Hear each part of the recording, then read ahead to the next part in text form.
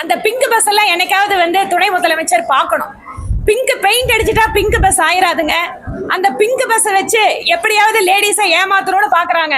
ஆனா அந்த பஸ்ஸே அதிகமா வர்றதில்லை. ஒண்ணு அப்படியே வந்தாலும் அது பாதி தடத்துல நின்று போகுது. அதனால பிங்க் பஸ்ன்னு சொன்னா துணை முதலமைச்சர் புரிஞ்சுக்கணும். இதை வச்சே பெண்கள் உங்களுக்கு ஓட்டு போட போறது இல்லைன்னு புரிஞ்சுக்கணும். கூட்டம் தானே, நம்ம இந்த மாதிரி நிறைய கூட்டத்தை ஏற்கனவே பார்த்துட்டோம்ல. நிறைய பேத்துக்கு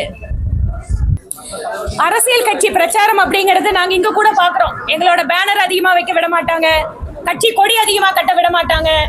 இதெல்லாம் வந்து இங்க தமிழ்நாட்டுல நாங்க ஏற்கனவே ஃபேஸ் பண்ணிட்டு இருக்கிறதா. இப்ப புதுசா அரசியல் கட்சி அவர் ஆரம்பிச்சிருக்காரு. அதனால இப்ப வந்து உங்களுக்கும் நிறைய தெரியுது எவ்வளவு தூரம் தமிழக அரசு மற்ற அரசியல் கட்சிகளுடைய நிகழ்ச்சிகளுக்கு கெடுபிடி காட்டுகிறார்கள், அங்க வந்து எந்த மாதிரி கட்டுப்பாடுகளை விதிக்கிறார்கள் அப்படிங்கறது இப்ப நீங்க பாக்குறீங்க. இதை நாங்க ஏற்கனவே அனுபவிச்சுட்டு இருக்கோம். உண்ணாவிரதம் நடத்தினா அனுமதி இருக்காது, ஆர்ப்பாட்டம் நடத்தினா அனுமதி இருக்காது, பேனர் வச்சா அரெஸ்ட் பண்ணிட்டு போவாங்க. இதெல்லாம் ஒவ்வொரு நாளும் நாங்க இங்க பாத்துட்டு இருக்கோங்க தமிழ்நாட்டுல. அந்த பிங்க் பஸ் எல்லாம் என்னைக்காவது வந்து துணை முதலமைச்சர் பார்க்கணும். பிங்க் பெயிண்ட் அடிச்சுட்டா பிங்க் பஸ் ஆயிராதுங்க. அந்த பிங்க் பஸ் வச்சு எப்படியாவது லேடிஸை ஏமாத்தணும்னு பாக்குறாங்க. ஆனா அந்த பஸ்ஸே அதிகமா வர்றதில்லை. ஒண்ணு அப்படியே வந்தாலும் அது பாதி தடத்துல நின்று போகுது.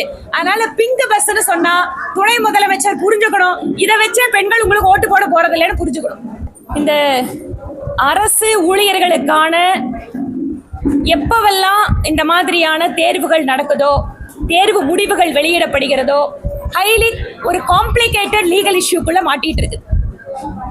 அரசாங்கம் வந்து எங்கெங்க எதனால இந்த மாதிரி கோர்ட்டு கேஸ் நடக்குது, அதுக்கு எப்படி நாம வழிகாட்டு நெறிமுறைகளை வகுத்து இந்த தேர்வுகளை ஒழுங்கா அனுமதிச்சு அரசு ஊழியர்களை ஆசிரியர்களை எடுக்கணும் அப்படிங்கறத யோசிக்கணும். நாங்க தேர்வை நடத்துவோம், கோர்ட்ல ஸ்டே வாங்கிட்டேன்னு சொல்றதுக்கு எதுக்குங்க ஒரு எலெக்டட் கவர்மெண்ட்?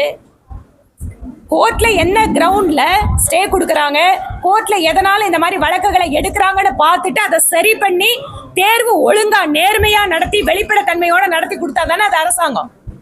டிஎம்கே கவர்மெண்ட் மாதிரி தான் எக்ஸாம் இருக்கு. ஆமாங்க.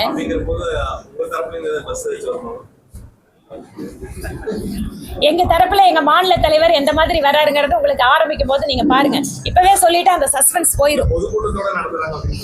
நிறைய விஷயம் இருக்குதுங்க. இன்னும் ரொம்ப டீடைலா மாநில தலைவரோட சுற்றுப்பயணம் வந்து சம்பந்தப்பட்ட பொறுப்பாளர்கள் அதை அறிவிப்பாங்க.